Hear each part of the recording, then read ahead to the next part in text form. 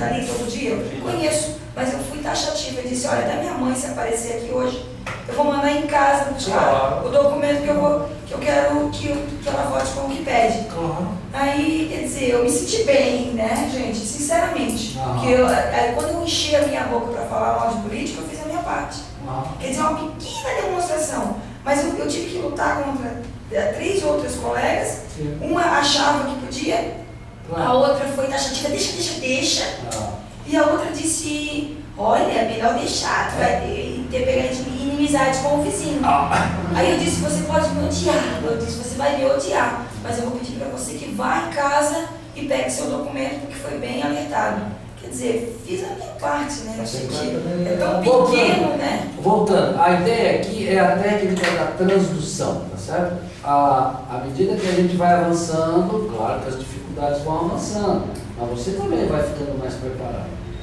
Então, para nós avançar nessa coisa da pedagogia da sustentabilidade, estamos trazendo aqui uma técnica que não é usual, mas ela é absolutamente natural, é a transdução. Quando a coisa acontece por acoplamento, tá certo? Nós estamos usando o termo, o adjetivo negativo, a exemplo do que nós já usamos para construir a ideia de negatividade. Então, é uma transdução negativa. Então, a cultura da violência dá lugar a quê? Óbvio. Se o colapso é determinado por uma cultura da violência, onde o medo é a emoção fundadora do humano, na família e na sociedade, eu pergunto, qual é a emoção fundadora na pedagogia da sustentabilidade? Só tem 2. O humano só tem 2 emoções fundadoras. Não tem 3. Tá certo? A emoção fundadora no sentido de que está geneticamente determinada. É o medo e o amor. Não tem uma terceira.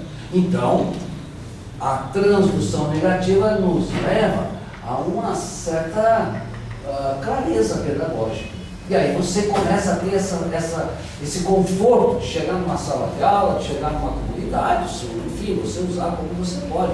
E dizer, amigos, o amor é a emoção fundadora que abre a perspectiva pedagógica da sustentabilidade. O amor. Você começa a trabalhar. Porque no colapso é o medo, não sei o quê. Mas o amor genuíno. Professor, não seria... O amor não é genuíno nem falso. O amor é a emoção fundadora do reconhecimento do outro como legítimo. Tá certo? Isso é uma emoção biologicamente determinada e que você aprende durante 9 meses e não esquece jamais.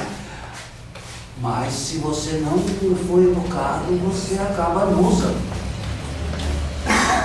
E você, por mais complexo que seja, você acaba perdendo a capacidade. Mas não esquece, é como andar de bicicleta. É um trauma, né? Assim como o medo. Você pode ser um cara corajoso, tá?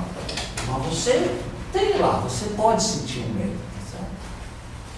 O amor, eu estou falando aqui como conceito maturano.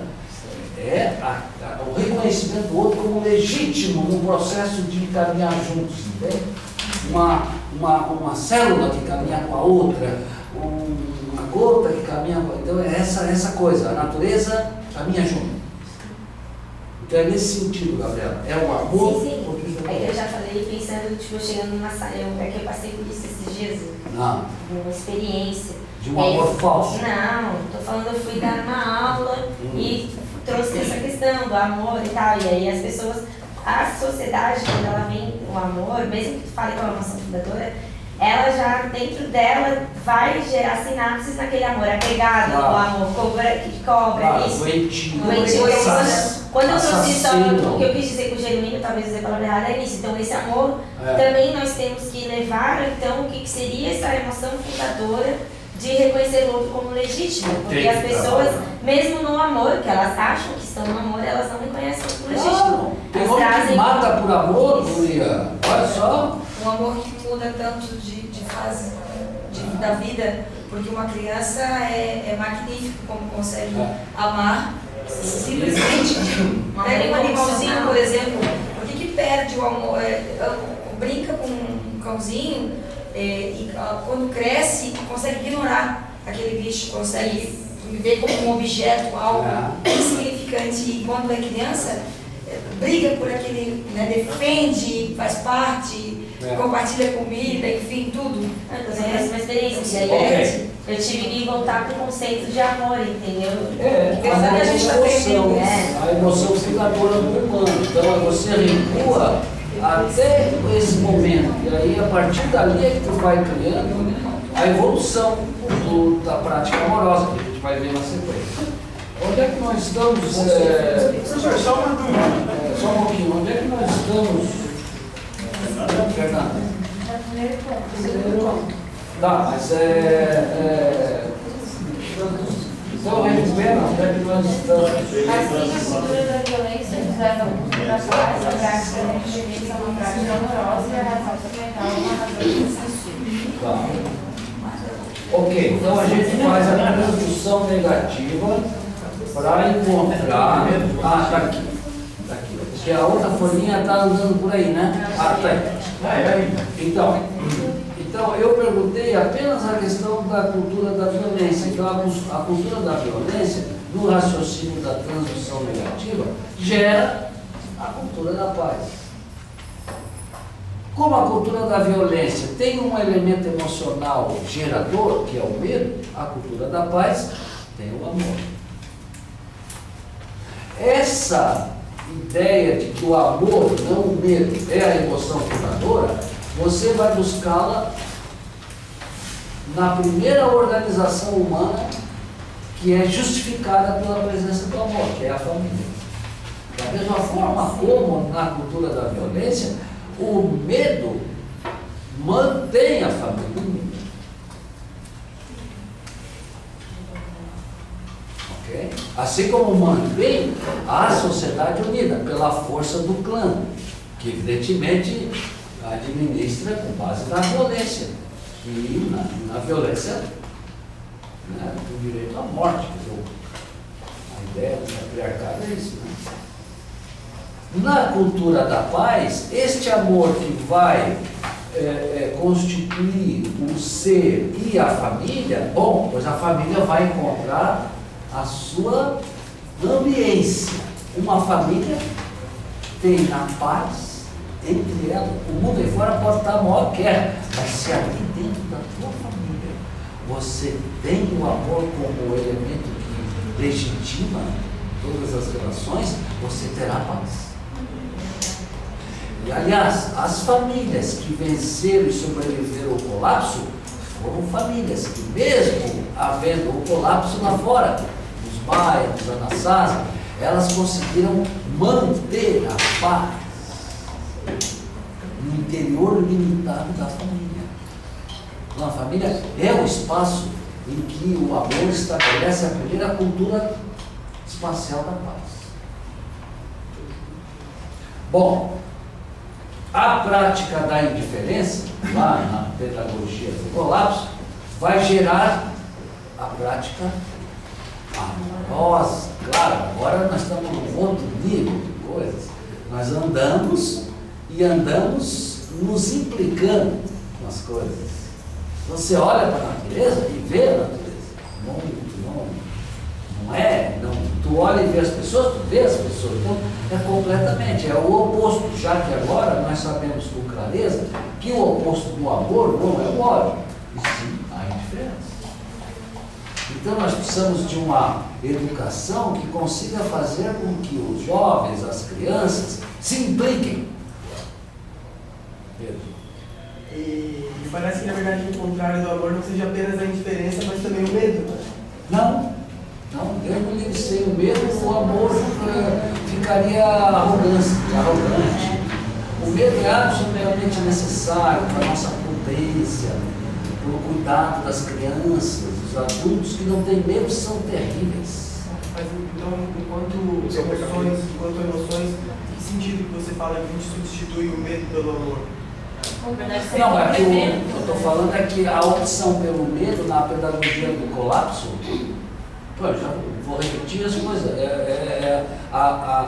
O colapso tem uma fonte emocional, que não é no amor, é no medo, na porrada, cara.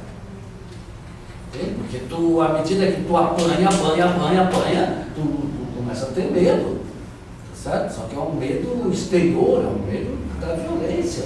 Ué, nós não ficamos aí ilhados, eu não conseguia sair de casa. Daniel, precaução. Por causa desse sítio, eu senti medo. Eu sou uma pessoa medrosa.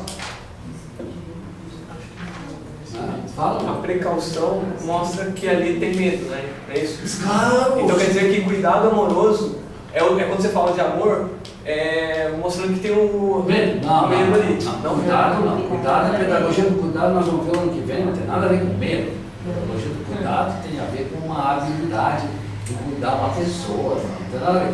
O medo é uma determinação genética que nos permite nos proteger. Se eu sou uma pessoa habilitada em artes marciais, eu consigo ver alguém chegar por trás de mim e me defender, entendeu? Certo? Então, quer dizer, essas coisas, o medo me permite, olha, aquele troço lá está escuro, cara, eu não vou por ali, por que eu vou por ali? Para mostrar que sou corajoso? Não, você tem medo. O medo de perder uma pessoa, cara, medo. Eu fiz uma confusão ao pensar medo e amor quanto as duas emoções. E a gente chora. E aí depois que eu vi a prática amorosa. E a gente chora, por exemplo, quando tu sente fome, cara, e ainda não sabe falar, tu chora de medo que a tua mãe te abandonou, cara. É a primeira manifestação de medo. Uma criança quando chora, pô, ela tá lá com umas tampinhas lá, estão se abrindo, aí dá uma gás, ela tá, meu Deus, o mundo acabou. Eu vou morrer, entendeu? Porque quando eu estava lá nos 9 meses, eu não tinha isso. Que dor é essa? Acabou, vou morrer, cara. E aí a mãe não tá, a mãe demora para chegar, Deus me liga, o cara abre o balcão. Medo, entendeu? Você não tem criança, não sabe, quem não vive com criança não entende isso. O medo é absolutamente bom. É claro que tudo tem os seus limites. Hoje nós temos uma doença que é chamada pânico. É quando a gente não consegue controlar e o medo toma conta das nossas endorfinas, do nosso metabolismo e nos paralisa, cara. E tu tá dizendo, mas eu não quero isso, mas não tem jeito. E aí, como é que tu vai fazer? Tem que abraçar, tem uma pessoa que está no acesso de pânico, você tem que cuidar. Né? Você tem que dar a mão para ela e força e ficar com ela até que o músculo relaxe, entendeu? É medo, só que no neurótico já, né? Tá certo? Aí eu queria dizer, realmente, o medo é um mecanismo de defesa. Isso, proteção. Ele é um mecanismo de defesa. Ele tem um determinado ponto. Passou pelo ponto, se torna um problema. Ele se torna um problema psicológico em que a pessoa fica refém do medo. Ela fica refém do medo e ela não consegue realizar seus projetos. O medo não casa, não sai. E daí o seguinte, seu tratamento psicológico e tal, assim por diante. Então existe o medo no seu aspecto extremo. Um outro aspecto que eu achei interessante aqui, dentro dessa pedagogia que está colocando do amor, existe a chamada pedagogia da gratuidade. Gratuidade. Claro, a pedagogia da gratuidade, a vida é gratuita. Tudo aquilo que é essencial é gratuito. É a chamada pedagogia da gratuidade. Sem esperar nada em troca. Então, a vida nós recebemos gratuitamente. Certo? Na medida que nós formos. Ninguém pede para nascer, né? Não, ninguém pede para nascer. E é um ato maravilhoso. Então, toda a vida é gratuita. E, então, essa pedagogia da gratuidade. Vamos escrever isso aí, gente. É espetacular. Pedagogia da gratuidade. Então, vamos abrir a pedagogia. Por exemplo, o pai e a mãe, quando o filho casa, vai embora, a menina casa, vai embora. Ele criou a menina com até os 20 anos, deu estudo, deu tudo, quando ela casa, vai embora, ele manda um talãozinho pro marido, que levou embora a filha. Ele cobra, porque levou embora a filha de casa. Sim, antes da dote. Hein? Vocês entenderam? Eu levei um tempo para entender. O Frei está dizendo que aí o cara casou a filha, ele manda uma nota fiscal lá, cara, me devolve, me paga. Tudo que eu. É gratuito, né? Eu acho que algumas culturas do passado, de repente. Não, mas é chamada gratuidade. A vida ela é gerada no seu aspecto, é dando que você recebe. Isso é o Francisco. Claro! Descobriu ali? Mas tem você mais. tá puxando a brasa? Não puxando de forma nenhuma. Eu estou fazendo o link da gravidade. Tá certo. As melhores coisas da vida, elas são gratuitas. Então aqui que nós deparamos, sabe o quê? Nessa gravidade, nos deparamos com a chamada cultura do mercado. O mercado, o outro não é o meu colega, o meu irmão, o outro é o meu concorrente. A cultura do mercado. A cultura do mercado é a transição negativa da cultura da gratuidade. É verdade. Aqui, ó, o outro ele é meu concorrente. E quando chega a uma certa altura de ser meu concorrente, ele está meu inimigo. Claro, depois de meu inimigo, preciso destruí-lo. Ou eu me uno a ele ou eu destruo. É verdade. Claro. A cultura do mercado, ela tem uma sua dinâmica de colapso. Então, ele é meu inimigo. Eu tenho que eliminá-lo. Se eu não conseguir fazer uma acoplagem com ele, se tornar meu sócio, eu vou ter que eliminá-lo.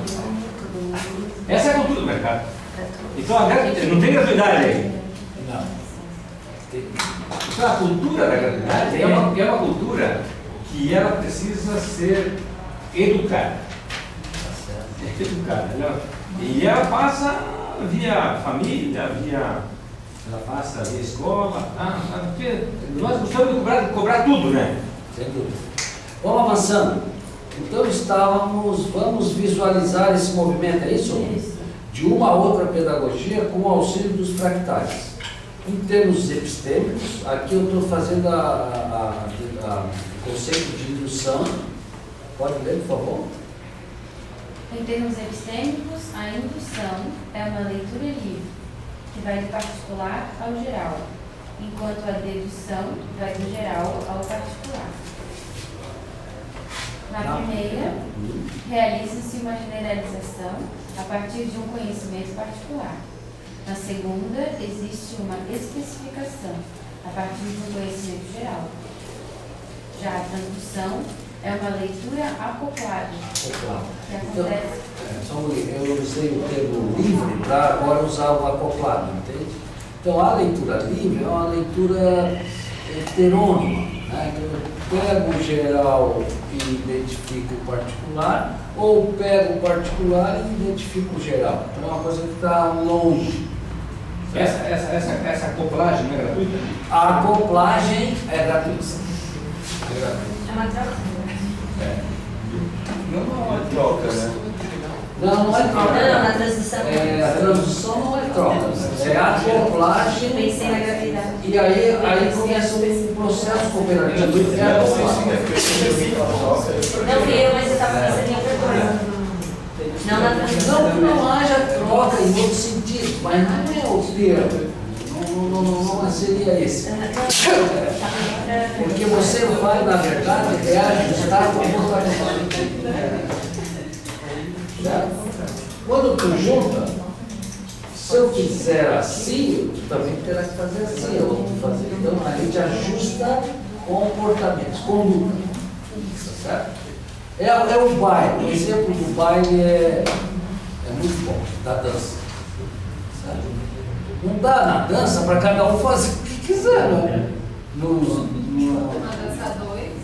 Uma dança dois não dá, né? Na verdade, Depende. se o professor me permite aqui, eu estou enxergando essa transdução, na verdade, como uma facilitadora da dialógica entre essas todas coisas. Claro. Então, por exemplo, não é questão de que exista uma cultura da violência e que a gente tem que ter uma cultura da paz. É questão de que exista uma dialógica entre a cultura da violência e a cultura da paz. Absolutamente correto. E é isso que nós vamos ver em novembro. O que é que vai estar entre a cultura da violência e da paz? uma interação. A pedagogia do campo. Porque a pedagogia da sustentabilidade é uma coisa que está lá no futuro, ela está vindo.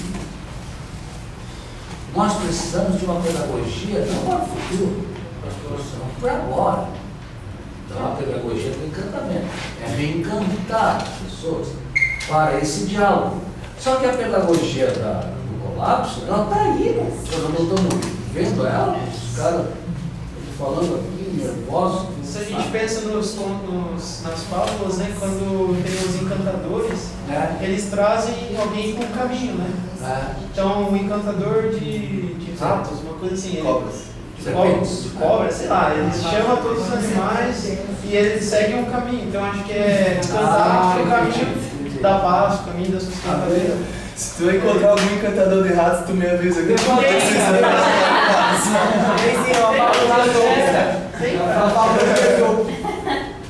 Tem um encantador de Flauta, né?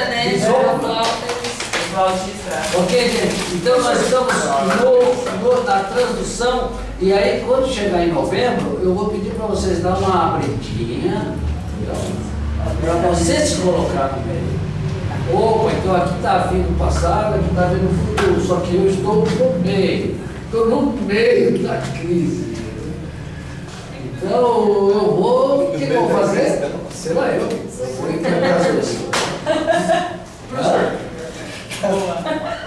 O senhor falou que é transdução negativa, mas não seria positivo? Porque a gente sai por exemplo, da cultura da violência para a paz. É positivo isso, né? Não, mas é no sentido de negar. Entendeu? Uma nega a outra. Entendeu? Elas não são opostas, mas uma nega a outra. Agora entendi. A negroentropia nega a entropia, mas estão juntas. A ordem está dentro da desordem, mas uma coisa é a ordem, outra coisa é a desordem.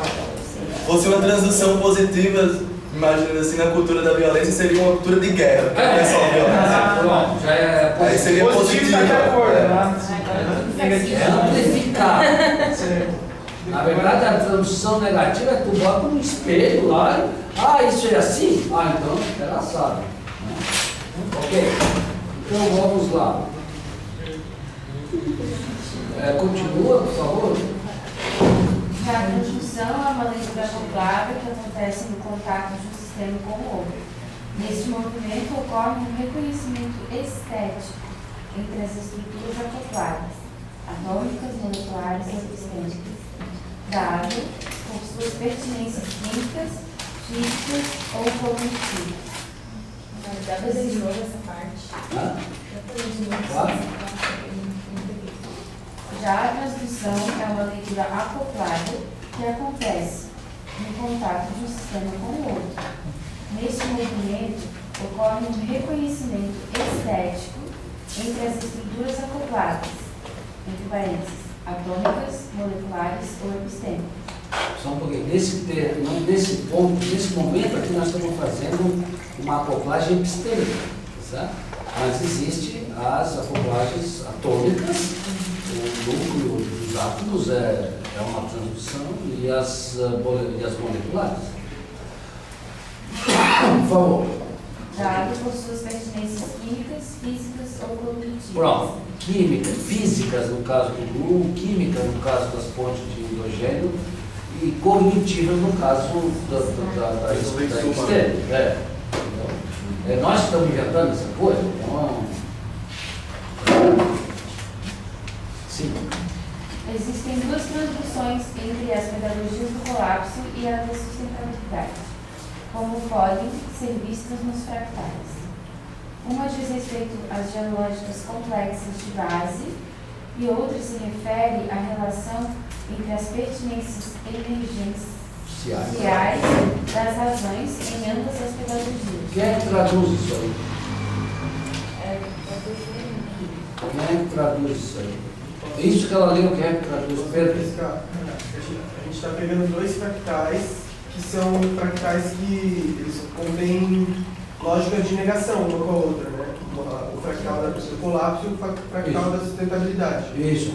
E estamos fazendo uma transdução, ou seja, um acoplamento desses dois fractais. Isso. Desse acoplamento surgem duas traduções. Uma que diz respeito à base delas, que seria relativa às lógicas da indiferença e do amor, da violência da paz, e a outra que é das pertinências das emergências. Que são as razões, lá em cima, são as emergências. Que aí a gente já pode chamar das dialógicas, já tá? Claro. A dialógica violência é paz, a dialógica indiferença amorosa.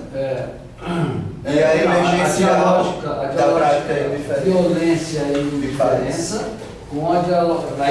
Ah, tá. Você está falando das dialógicas entre. Não é entre os fractais, é as dialógicas presentes nos fractais. Exatamente. A transdução é das dialógicas. Então, na pedagogia do colapso, tu tem a dialógica entre violência e indiferença.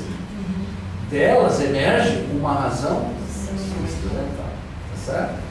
Agora, quando tu joga o raciocínio da transdução negativa, tu vai transduzir uma dialógica de paz e amorosidade e razão substantiva.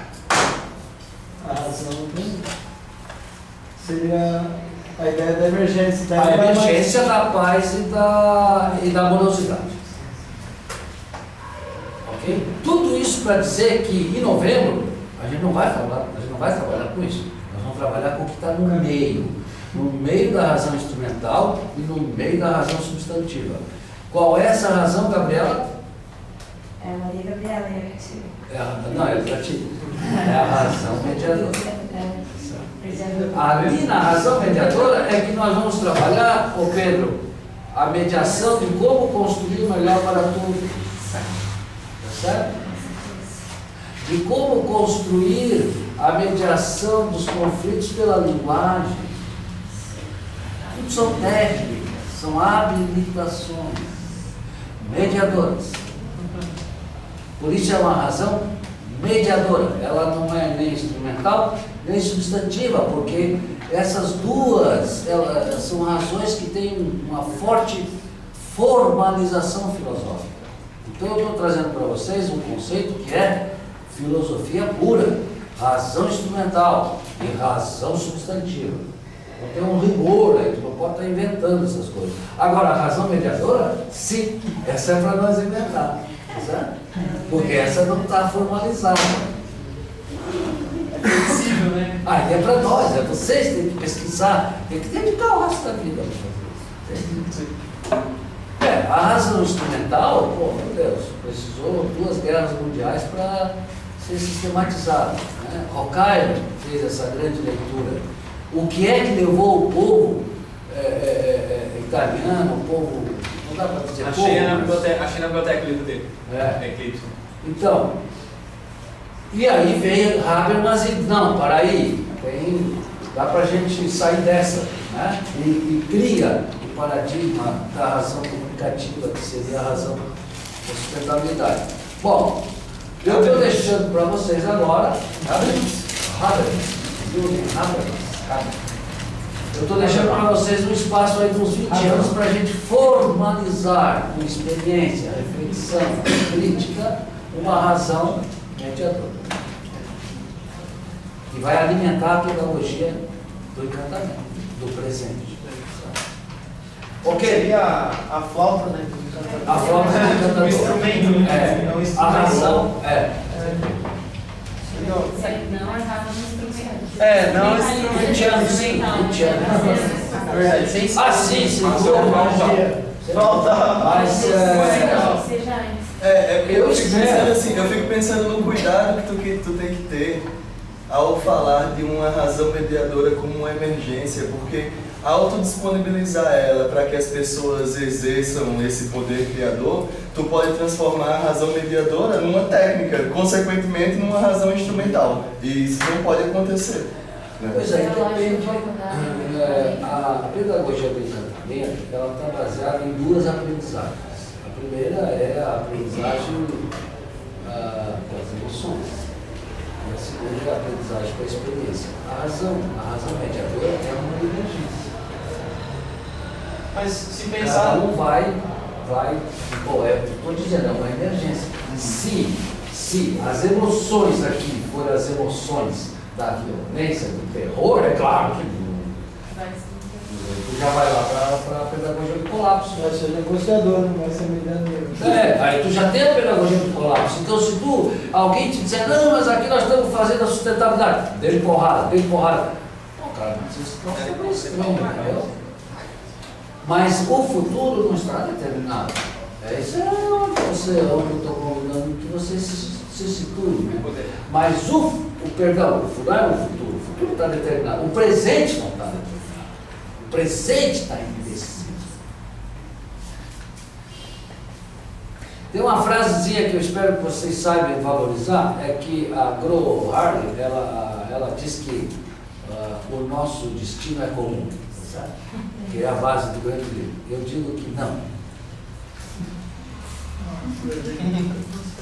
O que é comum é o nosso presente. E é isso que nos abre a perspectiva do casamento. O que nós temos em comum, brother, é que nós dois estamos vivendo essa noite juntos. Esse dia juntos, esse momento terrível. E pior de tudo é que somos todos dois brasileiros. É verdade. Então eu preciso urgentemente que vocês se animem para fazer uma festa, botar a música na parada. Vamos avançar, gente? Onde é que nós estamos aí? Acabou o primeiro parágrafo. Então vamos lá. Quem mais tem esse papel? Você tem o papel aí? Um papel. Acabou. Então, por favor, lê o segundo parágrafo, Pedro. Transdução das dialógicas complexas. Vai. A dialógica complexa de base da pedagogia do colapso é dada pela relação complementar e interretroativa entre uma cultura da violência nas famílias, na sociedade e nas elites e uma prática da indiferença com as pessoas, com a natureza e com o futuro. Bom, até aqui. Ok? Continua. As dialógicas complexas, como trabalhadas na pedagogia do complexo, usam uma sinapse como abertura da episteme cognitiva de sua complexidade. Um momentinho. Repete, por favor. As dialógicas complexas, como trabalhadas na pedagogia do complexo, usam uma sinapse como abertura da episteme cognitiva de sua complexidade. Então vamos lá. Quando a gente trabalhou a pedagogia do viver, nós trabalhamos o conceito de complexidade. Nós trabalhamos o conceito de lógica. Lógica. Como é que a coisa funciona? Cada lógica era uma sinapse que abria através da palavra-chave do tema agregador, que é complementaridade. Bom, quando tu abre a complementaridade, aí abre grupo, aí faz as conexões, ok? A autonomia, entende? É uma sinapsezinha que abre. Só que são 3 sinapses: complementaridade, autonomia e sustentabilidade, em paralelo. Por quê? A pedagogia é para você praticar isso. Eu te pergunto, Edu, tu vai falar em complementaridade e acabou por aí? Não tem como, se tu falar, tá mal, entendeu? Porque aqui tu trabalhou 3 sinapses. O complementar gera o autônomo e esses dois, em convivendo, geram a sustentabilidade, que é uma coisa que emerge lá um pouco meio. Tá. Então tem uma lógica, cada lógica é uma sinapse. Quando a gente chega na pedagogia do complexo, que é a segunda, aí a sinapse de entrada, Pedro, é o quê? É uma dialógica de 2 lógicas. Cara, não é mais uma, é 2 lógicas entrando na mesma sinapse. Então tu tem a dialógica complexa da natureza física. Qual é, Flávio? Qual é a dialógica complexa da natureza física? Ordem e desordem, acabou, brother. Tu vai olhar para tudo que é matéria e vai ver, pô, essa coisa aqui é uma relação entre ordem e desordem. E é uma sinapse só que tem 2 coisas lá dentro da sinapse. Tu passa pela porta de entrada e já. Então lateraliza. O teu cérebro começa a se expandir lateralmente. Seria Já bom que ficasse viu? um em cada hemisfério ali, né? pra ver Mas se a gente quem consegue é que trabalhar. diz que não pode ser, não é? Já vi o Ciro? Quem? Viu quem? O Lucido, a Lucido, filme. Já vi? Ah, então. Ah, esse filme é bacana. Então, Só isso, só isso. Eu não conheço esse cara aqui. Aqui é o. Nossa, é muito bom. ok. Será que é Medinho? Então agora, eu estou pedindo para vocês compreender como é que vai acontecer isso dentro da tua rede neurológica. E é isso que nós estamos recuperando. Continua, por favor. Neste caso, da transdução negativa entre uma para cada lógica, neste caso da transição negativa entre as estruturas epistêmicas das duas pedagogias, teremos duas sinapses em paralelo, Pronto. uma para cada dialógica, Ó, provocando a expansão lateral da rede neurológica. pronto. Significa que a hora que tu pensar em cultura da violência, paralelo à cultura da paz. Isso aqui é expansão neurológica. Assim que você chamar a sinapse do colapso, vai acender a luzinha da sustentabilidade. Isso é dialógica. E é aí que você vai ver mais coisa, você vai ter a capacidade de compreensão maior do que tu tinha antes. Não é que você vai ficar melhor que os outros, não é por aí, entende? Mas a tua compreensão do mundo, ela será uma compreensão mais dilatada e talvez, eu espero, mais tolerante, mais capaz. Então é dupla. São duas sinapses que tu vai estar na mesma hora, sem sacrifício nenhum. Continua, Pedro. A dialógica complexa da pedagogia da sustentabilidade, resultante deste acoplamento, é dada pela relação de pertinência complementar e interretroativa entre uma cultura da paz e uma prática social amorosa. Pronto. Ambas com os mesmos títulos específicos, mas com conteúdos diferentes. Pronto, o título aí é entre as pessoas, na sociedade e na elite, tá certo? E a outra com as pessoas, com a natureza e com o futuro, certo? Então o título é o mesmo, né? Vai mudar o conteúdo, isso aí. Okay? Por favor, continue. Sempre que recuperamos a consciência sobre o colapso, também estaremos recuperando a consciência da sustentabilidade. Mas para isso tu tem que queimar a sinapse, entende, Pedro? Você tem que ler, tem que praticar, tem que discutir, tem que conversar e queimar a sinapse. Aí você vai, futuro. O colapso é quando o futuro já está determinado.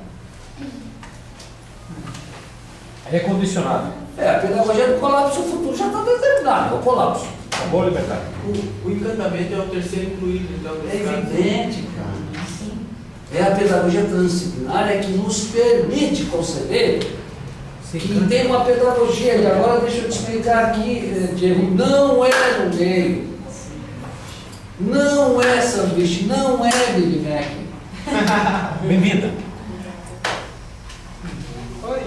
É transcendente. A pedagogia da sustentabilidade não é sanduíche, não é o filé mignon, entendeu? É o bolo. Mas se tu até lá, tu pode pensar que também não tem problema. Mas tu vai ver que depois tu aplica o raciocínio transdisciplinar e tu vai ver que o passado e o futuro se movimentam no presente. É mesmo ver que a ideia de que o caminho do meio não é o caminho que está entre o lado e o outro. Exato. É o caminho que você vai criando ao trilhar. Isso. E ele não é equidistante, né, entre o passado e o futuro. Ele está entre o passado e o futuro, mas às vezes o passado está mais próximo ou o futuro está mais próximo. Nem entra a sustentabilidade e o colapso, não existe esse meio. Existe o meio, Até porque ele é você. homeostático, né? Professor, biologicamente, nós carregamos o passado junto. Sem dúvida. O passado não está no passado. E o futuro O também passado está no presente, porque nós carregamos toda a carga do passado, o carregamos no presente. Então, hoje eu acho que eu estou com uma carga da ideia da homeostase muito grande, no sentido de que essa ideia de paz e violência, indiferença e amorosidade, instrumental e substantivo. É homeostático. É homeostático. Perfeito, Então, isso me faz pensar na ideia de que não somente a gente tem que valorizar essa ideia da cultura da paz, mas igualmente saber reconhecer a cultura da violência. Claro, e entrar nela para você fazer a mediação, porque senão ela se transforma em guerra e sofrimento maior. Não vai combater, porque a gente não combate Não, nada, não. e nem ignorar. Porque Vai Não, mas é que eu penso- da violência, né? Porque daí você está praticando o mesmo. É a mesma história dos movimentos sociais que querem lutar por igualdade. Daí parece que é uma coisa assim mesmo. Você pega o que a elite fez e transfigura para combater a mesma ideia. Assim, parece Então, mas é sempre mais o mesmo. É por aí que eu tô pensando também. Agora pode ser o meu pensamento errado da história, tá?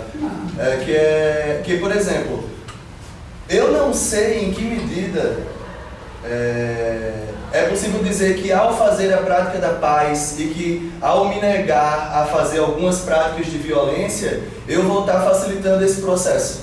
Porque, por exemplo, em alguns momentos eu posso achar necessário que alguma violência é necessária pela paz. É isso que eu estou, porque existe essa dialógica. Bom, isso é uma questão de evolução. É a mesma coisa que a gente estava conversando hoje sobre a questão da mediação. Isso que tu falou é uma questão de evolução. Deixa que cada o importante aqui, Diego, é a pedagogia do processo. Quando nós trabalhamos com a pedagogia do colapso, nós estamos dizendo que existe um passado que vem carregado dessa ideia da violência. Certo? E quando a gente fala com a pedagogia da sustentabilidade, nós estamos dizendo, por contraposição, de que existe um futuro carregado de sustentabilidade. Então, quando uma criança nasce, você olha a criança, você pode ver ela carregada de passado ou cheia de futuro. Se tu caminha pelo caminho da violência, da porrada, da guerra, você só está reafirmando o passado. Não existe futuro com guerra, não existe futuro.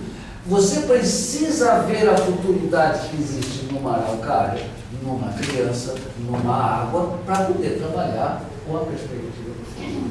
Certo? A pedagogia da sustentabilidade só cria densidade com uma clara opção ou visão de futuridade.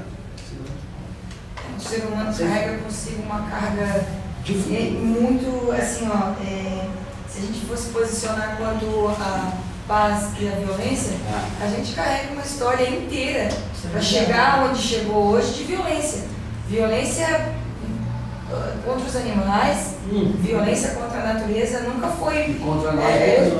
A vida do ser humano sempre sobre qualquer outra. Quer dizer, foi assim, aparentemente é assim, uma minoria pensa diferente, né? O abuso que ainda sofre hoje o frango, a vaca, essas coisas, na questão do leite, isso tudo nossa, são aberrações. Então, quer dizer, a gente evoluiu e não evoluiu. Continuamos lá na época dos mamutes, a destruição que faziam naquela época, que se comiam pedaços de carne rasgado, né? Ali a gente continua de uma maneira mais escondida fazendo hoje em dia. Claro. Talvez a gente esteja na pré-história, né? Mas assim, apaziguada como meio de subsistência para a vida de outros, entendeu? Não, mas é trabalho, sabe, maquiado, né? Ok. O Rubem Alves, ele gosta de dizer que, quando pergunta a idade dele, ele diz, por exemplo, eu não tenho 60 anos, porque 60 anos são anos que passaram, já não está com ele naquele momento. Ele tem muitos anos por viver, então ele nunca fala... ele pode até falar a idade que dizem que ele tem, mas ele fala que é o 60 anos... É o que eu já não tenho mais. Eu já não tenho mais. Bom, amigos, então vamos para o último parágrafo, Pedro, pode ser? Transdução das pertinências emergenciais. Tanto a violência quanto a indiferença são reduções humanas. Enquanto a primeira reduz a biologia do amor ao optar pelo medo como emoção fundadora, a segunda reduz a historicidade dos sujeitos, transformando-os em objetos sem autonomia. Em ambas, tem origem e permanência uma racionalidade humana reducionista, oriunda da economia e que emerge da sociedade, justificando sua própria evolução epistêmica, desencantando o mundo e retirando o sentido da felicidade. A economia reduzida a fins lucrativos invade a cultura e determina de forma homogeneizante uma política retroalimentadora da instrumentalidade. O acoplamento desta razão instrumental com uma razão substantiva permite um movimento de transdução negativa, reposicionando a fonte da substantividade da sociedade na cultura e não mais na economia, criando políticas de bens comuns e de inclusão social com economias civis inovativas, solidárias e valorizadoras das pessoas, da natureza e do futuro. Quem é que traduz? Que vocês lendo agora, eu vejo que isso aqui está incompreensível. Quem é que traduz isso? Eu até não sei se eu não compreendi direito, mas é porque, escutando a palavra economia, me pareceu que tem uma carga em cima da economia como se ela fosse a causadora disso. Mas é mesmo. Nós estamos Ele colocou a economia com fins lucrativos. Então, esse é o segundo momento, porque eu acredito que a economia em si, ela também tem a sua substantividade e a sua instrumentalidade. E a gente faz uma instrumentalidade dela para esses fins da violência, da indiferença. Tá. Mas aí aquilo que eu peço que vocês rebobinem a fita, vocês estão fazendo isso com os seus conhecimentos anteriores. Eu tenho lá um texto, a gente trabalhou a origem da razão instrumental, então tem que recuperar. Onde está a razão, a origem da razão instrumental? Em Horkheimer. Então ele vai dizer bem claro, é lá em Adam Smith que começa. Nós temos 200 anos de passagem, então o cara fazia alfinetes, o Adam Smith. E ele desenvolveu um método que, conseguiu sintetizar uma frase. Olha, eu para aumentar a minha produção de alfinetes, não interessa muito o que eu faço. Né? Quer dizer, então os meus meios não são significativos. Daí surgiu uma frase. Os fins justificam os meios. Tem 200 anos essa frase. Então essa frase que é a origem da razão instrumental que assumiu a cultura, a educação, a medicina, a felicidade. Levou 200 anos para essa frase tomar conta de todas essas esferas. Então isso é a razão instrumental. Eu concordo, professor, mas aí eu penso também que assim, a economia é anterior a 200 anos. Sim, sem dúvida. Entendeu? E talvez ela não fosse tão instrumentalizada quanto ela foi a partir da instrumentalização feita por Horkheimer. Não é a economia, é o que se faz. É o que se faz dela. Por exemplo, a apropriação instrumental da economia, o que eu diria, por exemplo, capitalista, sei lá. Não, eu estou querendo que vocês entendam a origem das coisas. Quando nós falamos que a pedagogia do colapso dos Maia tinha uma razão instrumental, eu preciso dizer de onde eu tiro isso. Porque, claro, eu estou falando do ano 1000, Maias, olha só.